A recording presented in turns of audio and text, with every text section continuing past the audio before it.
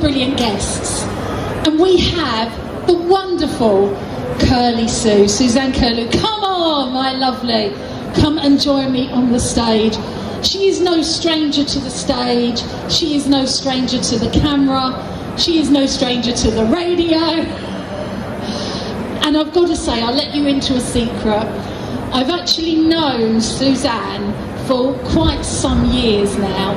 For one thing, the woman doesn't age. She gets younger every time I flip and see her. And for two, I don't know anyone, honestly, and I'm going to have goosebumps, that deserves the success that she is getting. I don't know anyone, really, that has been so passionate and driven about their TV show. And she's done it. And, you know, huge congratulations and much love. She really does deserve it, because you get out of life what you put in, or you get in what you put out. You know what I mean? One of those makes sense. And Suzanne really works her socks off. And I'm going to stop gushing like a girl fan, because I really do love Suzanne and all what she does. But for everybody getting to know you, let's hear a little bit about your vegan journey, what it means to you, and then we'll chat some more about making a TV programme, what's involved, and we'll find out a little bit more about you, if that's all right. So yeah, I'm going to pass the mic, going to have to share this one. Hello, my name is Suzanne, also known as Kirly-sue. Most of my followers on social media call me Kirly-sue. My vegan journey kind of began about 9 years ago this month. I became vegan, but prior to that I was a vegetarian. I was a vegetarian from the age of 18, so I was a vegetarian for quite some time before making the transition to becoming vegan. It wasn't an unusual thing for me, because I'm a Seventh-day Adventist, which is a Christian religion that upholds vegan and vegetarianism. A lot of Seventh-day Adventists are vegan and vegetarian, or like vegan and vegetarian options. So our church doesn't say you have to, it just encourages people to be plant-based. And a lot of church functions are plant-based, well, most of them. So it's something I've grown up with. So my vegan journey began probably about the age of 18 when I became a vegetarian, and then 9 years ago, this month, November, I became a vegan. What made me make the decision to become vegan is I was starting to do some research. I watched Vegucated, got the truth about milk, forks over knives, and then I read the China study, and then that kind of gave me the aha moment, and then I made the transition, which wasn't that difficult from vegetarian to vegan, because I was a dairy avoider anyway, so I didn't eat a lot of dairy products. Also, I had written my first cookbook, which I was a vegetarian at the time, and the cookbook was vegan, and I did a TV show in America based on the book, and I thought, why am I telling people to eat vegan recipes when I'm vegetarian? Something needs to change here, so then I made the decision to become a vegan. That's fantastic. And so you grew up around this kind of concept, so it wasn't necessarily like a big aha moment. You grew up around it, and then you educated yourself. And I mean, how have you found that it's impacted your health, your life, and even your career?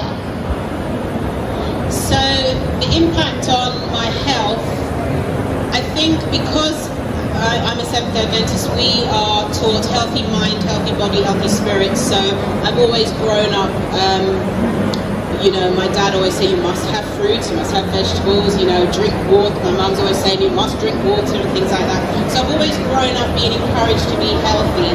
So it didn't have a massive impact on my health, because it was things I was doing anyway. So it was my health, and the second one was my health, my career. In terms of my career, I actually come from a corporate background.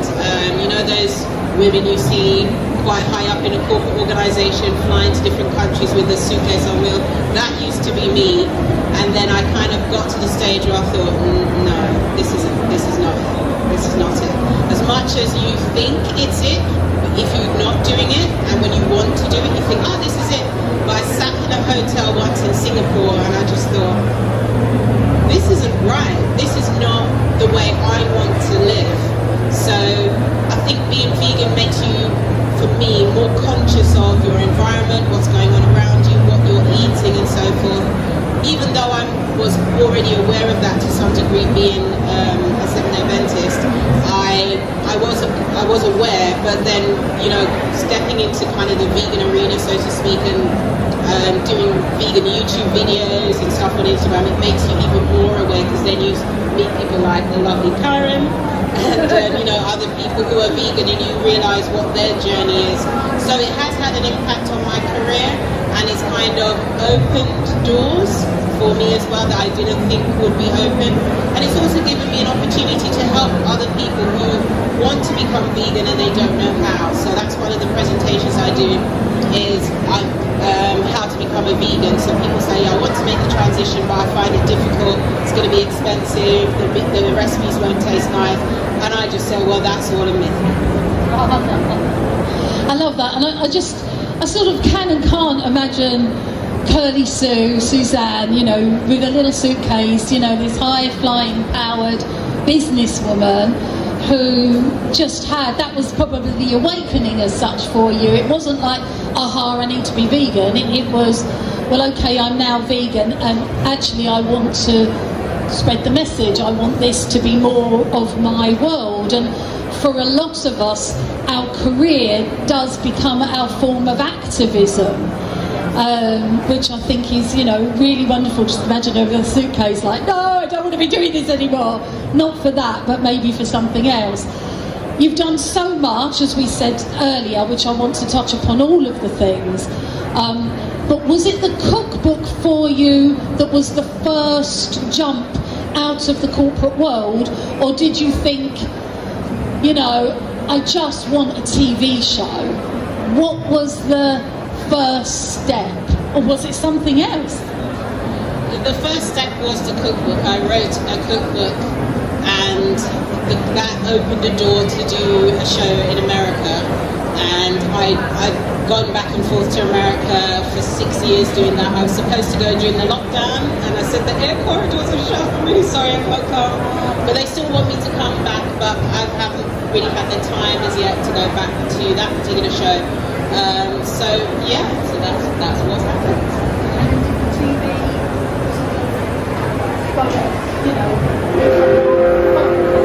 So the TV became more of a focus because the good thing about working in corporate, it makes you aware of finance. Because obviously it's very money driven, and it also encourages you to, I mean, you're not going to get into a corporate organisation unless you have drive and ambition. And it's almost like you step onto a fast moving train and you get that discipline. So as much as I do love the corporate world, it gave me skills and discipline that has helped me today with what I'm doing. So I kind of stayed on the TV thing because I thought you can reach a lot more people through television. It's amazing the millions of people who tune in, and all of a sudden what you have to say on that platform, that's it, they've done it. So I've stuck with the television. So in 2017 I produced my first show. So to kind of go back a bit, I do come from a television background. I went to the Sylvia Young Theatre School as a child and so forth. But when I produced my first show, I did it myself, and I thought, well, I've been in all these different shows and you can see what they do, why don't I just try and do it myself? So I thought, okay, there's no point just making a cooking show, you've got to make something interesting. And I don't like the fact that, unfortunately, veganism still has a bit of a stigma to being boring and not interesting. It's still, for some people, they think, ooh. So I thought, okay, let's kick it up a notch. It's not going to just be a cooking show. Let me film half of it in England and half of it in Jamaica. My parents are from Jamaica. So I just rang my aunt who has a beautiful garden and said, can I come and film in your garden? And I contacted a cooking school there, so can I come and film in there? So half of it is filmed in Jamaica and half of it is filmed here. So straight away that makes it more interesting. because if it's just me in my kitchen cooking some recipes, that's fine, but it's about what's going to encourage people to want to see it, because it's all about packaging as well, because my degrees in media and cultural studies and my master's is in public relations, so again, those things made me think, sit in the seat of the audience and think to yourself, what's going to make it interesting for them? So I stuck with that in 2017. So I created that one in 2017 called Kirly-sue's Plant-Based Show. Sorry, Kirly-sue's Global Kitchen. And during the lockdown, that was picked up by Amazon Prime, and it went on to Amazon Prime for a year, and it came off and it's going back onto Amazon Prime again. It was not easy to do it. Finding out these things, there seems to be this secret society of anything that's going to get you exactly where you need to go. There's like a silence. People won't tell you. If you notice a lot of success stories, you read it and you think, but there's a bit missing. Where's that bit? They said, like I watched this thing about people who become successful and then said, oh yeah, I created these hair care products, I saw them at the trunk of my car, and then I got a salon, and then I got my own line in supermarkets. You think, yeah, but from the car to the shop, how did you do that? You didn't just knock on the door and say, oh, if you're not busy, where'd you get the money? And then from the salon to the supermarket, you didn't just knock on the supermarket door and go, okay, I've got some product, do you want to take it? They never tell you all of these bits. And it's kind of mean, because because you just think, if you just give me a little piece of information, I can find out. And I had to find all of this out myself. Nobody said, actually, what you need to do is this. Nobody. But I found out myself, because what I learned, the advantage of living in the UK is it's an information superhighway. You want to know, is here. You just have to keep digging long enough. So it went onto Amazon Prime, and then I decided to produce a new show, which I went to South Africa in October, filmed the sizzle tape and promos for it. So I go back in February to film 26 episodes of Veg It Up Now, which is a vegan cooking show filmed on location in South Africa. Why? Because that's where the door was open, basically. Because people say, why are you flying? Basically, I didn't realise before, South Africa from the UK is literally halfway around the world. Because I looked at it and I thought, oh, it's not far from Australia. Wow. So I got that opportunity because that channel, I had supplied them with content in the past, and then once I've supplied them with all the content that I'd created, they said, have you got anything else? I said, no. I said, well, why don't I come and film some stuff? And they were like, oh, yeah, great, come. So that's how that opportunity came about. And how I got that opportunity was a friend of mine who had been to South Africa said, I think you need to connect with these because I think you will do well together. So it was just somebody who was kind enough to say, actually, let me connect you via email to these people, and then that opened another door. So it's been an amazing experience. Producing a show is very different to being in a show. Obviously, there's so much more you have to do and more things to stress about, but it's been an amazing journey.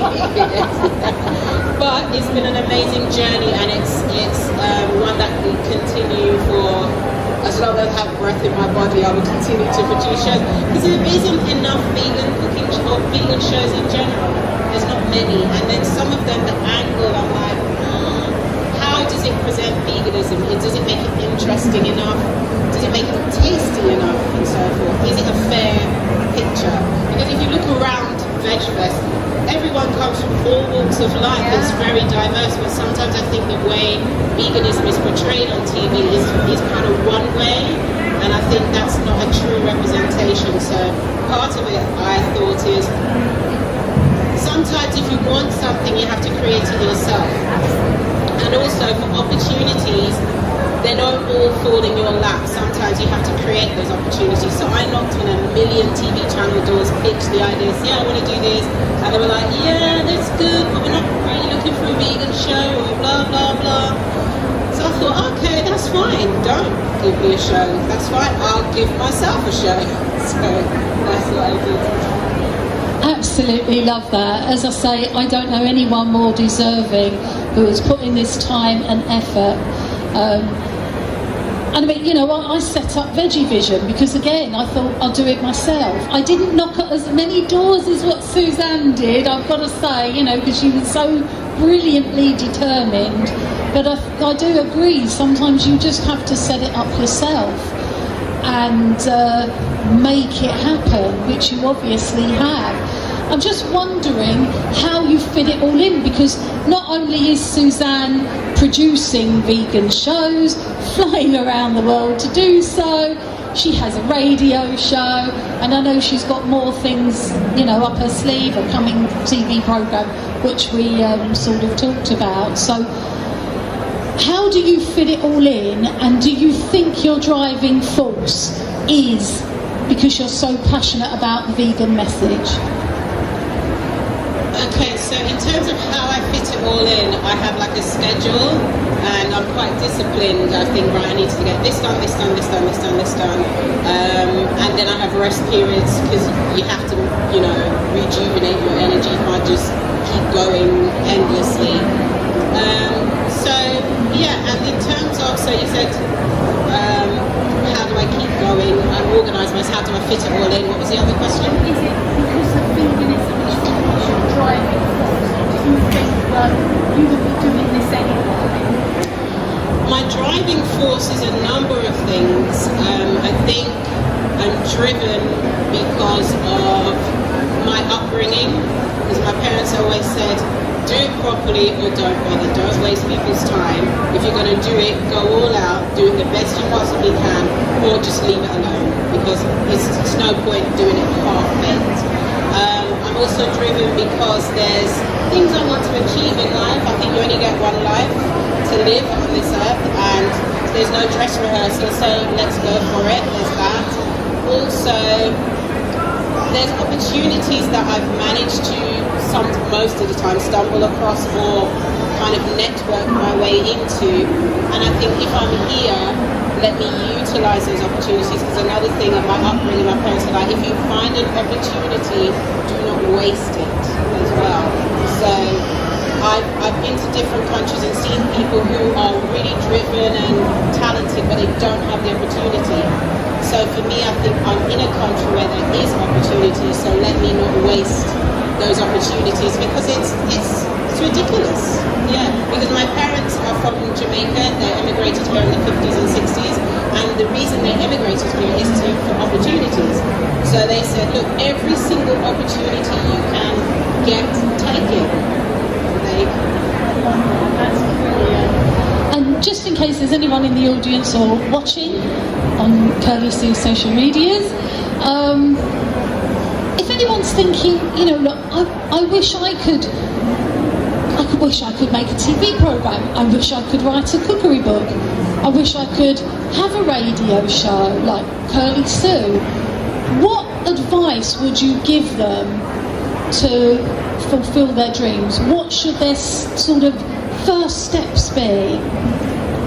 So that's three things. If you want a radio show, I would say have an idea of what you would want the content to be for it. Approach radio stations that have like volunteer opportunities. Approach radio stations, say, I just want to assist me in that. So put yourself in that situation. With regards the cookbook, I've had a few books published, and what I found is, again, I would draft, at least write the book you want to write in draft form to start with, and approach some publishers. If you go to their website, there's usually a section that says submissions, and it tells you how to submit your content to them, and just do that. To be honest, you just have to try, and then look at your book and get other people to look at it and be honest in critiquing it as well. Not your friends who are going to say, oh yeah, it's lovely. No, you want your friends to go, nah, that's rubbish. You're honest friends, yeah, kind of thing. And in terms of producing your own show, have an idea. Look at what works, what doesn't work, what you think might be new and trendy, what you think people would want to see, and then just go through the process of approaching production companies or networks to say, I've got an idea for a show, what do you think? I'm on social media, you can reach out to me as well. Kirly-sue, spelled Kirly, Kirly-sue's Kitchen. If you're struggling with these things, I'm more than happy to help you, and I won't leave out the truth. tell you how it works and how it doesn't work and what my experience has been. Sometimes people have got where they have gotten because they know someone or they're related to someone, but they wouldn't tell you that necessarily. Not always, but sometimes there is a link that they don't magnify as well. I didn't have a relative, I didn't have anyone I knew, but it's who you can get to know. So I'm more than happy for people to reach out to me via social media if you're interested in those things, and I will be honest and I'll tell you my experience and what I think will be helpful for you. I think there's another book, and I want to buy it. I don't know if anyone else wants to buy it. Kirly-sue's how-to book. I've just got another question for Kirly-sue, but I'm wondering, would anyone like to ask a question of Kirly-sue? And you can, yeah? Can you shout it out? So I'm a journalist, and I'm often pitching animal-centric ideas to production companies. But I'm sitting at home working for free, obviously. Did you get, when you did your sizzle tape in America, South Africa, did you pay for that yourself? Did you have to, or they finance them? So, because I find a problem is getting somebody to finance me doing the work.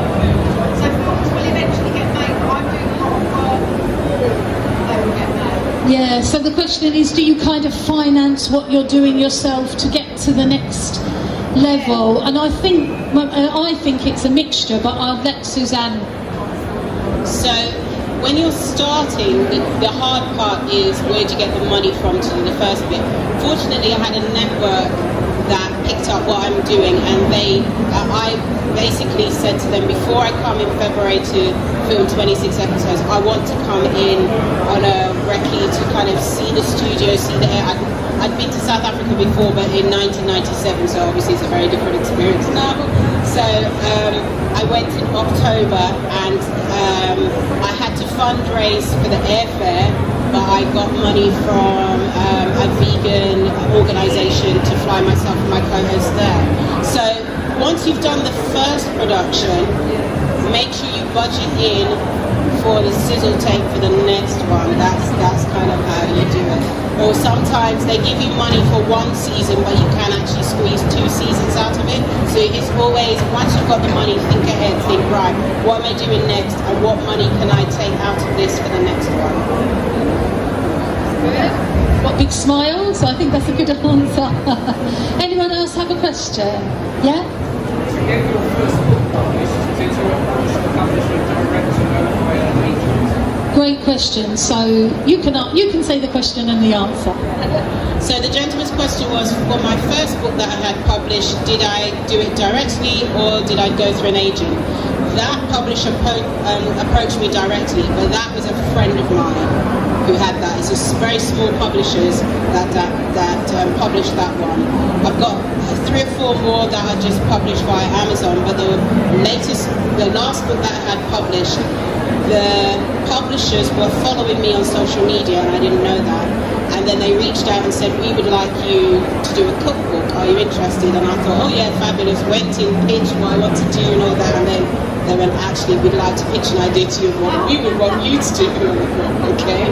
So I don't have an agent, but I've got a new cookbook coming out. And I'm just approaching the publishers directly. What I'll do is, once I get to the stage where they say, yes, we want to do it, then I'll use that to get me a literary agent. Right. Okay, any other questions? Okay, lovely. Well, look, just to wrap up, can you spill the beans on what you're doing next? And how can people find out more about you? So what I'm doing next is a 26-part vegan cooking show called Veg Up Now, which I start filming in February. It will go into post-production in March, April, and then it will go for broadcast in June, July. I can't say what platforms yet because we're still in the negotiation stages with some of the platforms, but it will be the network that I'm making the series with has 63 channels across the globe, so it's going to go far and wide in terms of its reach.